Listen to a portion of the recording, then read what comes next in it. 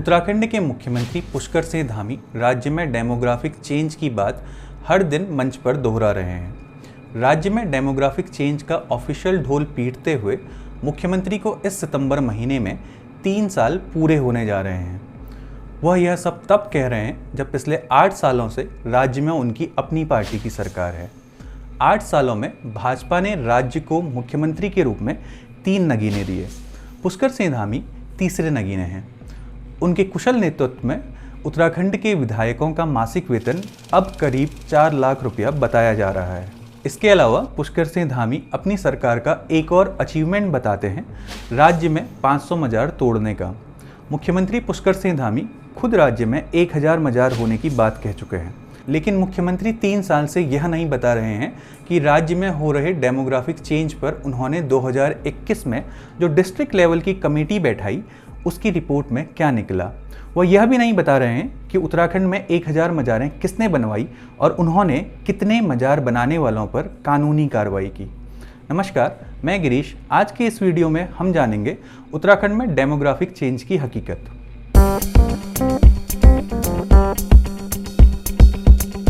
20वीं सदी की शुरुआत में उत्तराखंड राज्य के पहाड़ी इलाकों में रहने वाली आबादी मैदानी आबादी का 2 गुना थी। आज़ादी के बाद हर दशक में जहां मैदानी आबादी बढ़ती गई, वहीं पहाड़ में रहने वाले लोग कम होते गए। 2011 की जनगणना के अनुसार राज्य में पहाड़ी इलाकों से ज़्यादा आबादी मैदानी इलाकों में रहने लगी। 2011 के जनगणना आंकड़ों में 2 पर्वतीय जिलों अल्मोड़ा और पौड़ी में पॉपुलेशन ग्रोथ नेगेटिव रही। अगर उत्तराखंड में पिछले दशकों की ही तरह पॉपुलेशन ग्रोथ रही तो अनुमान है कि 2021 तक 5 और पहाड़ी जिलों में पॉपुलेशन ग्रोथ नेगेटिव होगी। यह जिले हैं चमोली, रुद्रप्रयाग, पिथौरागढ़, टिहरी और बागेश्वर। डेमोग्राफिक बदलाव के कारण ही 2002 में जिस पहाड़ के पास राज्य विधानसभा में 40 सदस्य थे, वह 2012 में 34 रह गए। अगर अगला परिसीमन आबादी के आधार पर होता है तो हमारे पहाड़ी राज्य की संकल्पना ही खत्म हो जाएगी। अब आते हैं उस मुद्दे पर जिससे उत्तराखंड के लोगों के मोबाइल भरे पड़े हैं। क्या उत्तराखंड में तेजी से बढ़ रहे हैं मुसलमान?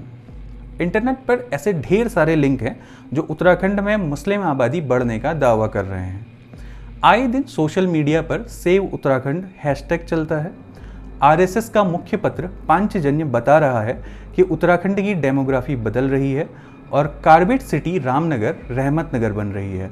जी न्यूज़ बता रहा है उत्तराखंड में तेजी से बढ़ रहे हैं मुसलमान।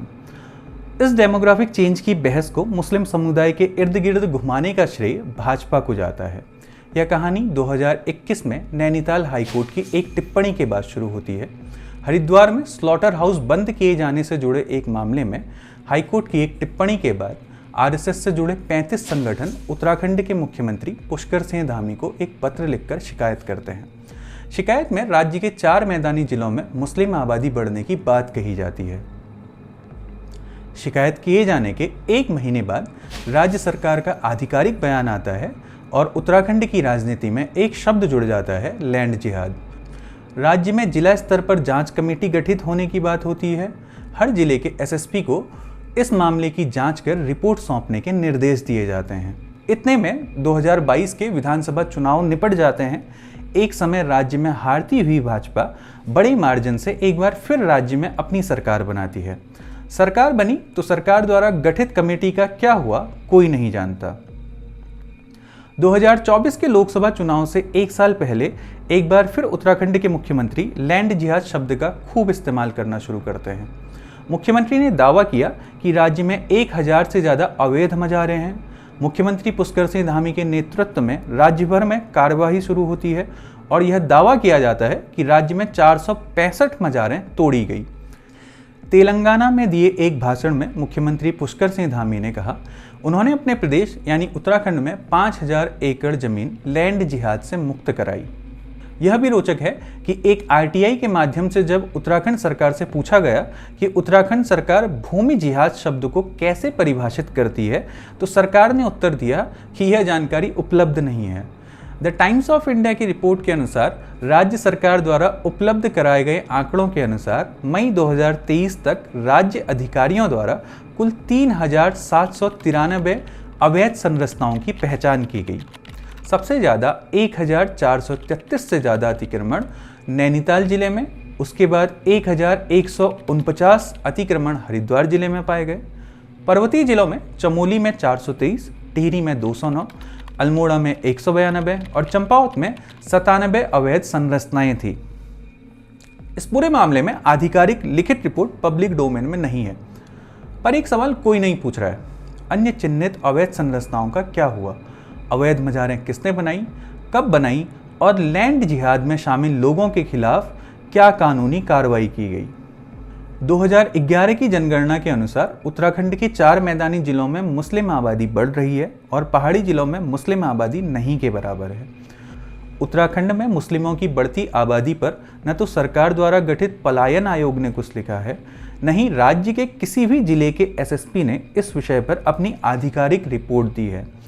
इंटरनेट में फैले राज्य में बढ़ रही मुसलमान आबादी के अधिकांश मामले या तो झूठे हैं या अधूरे हैं।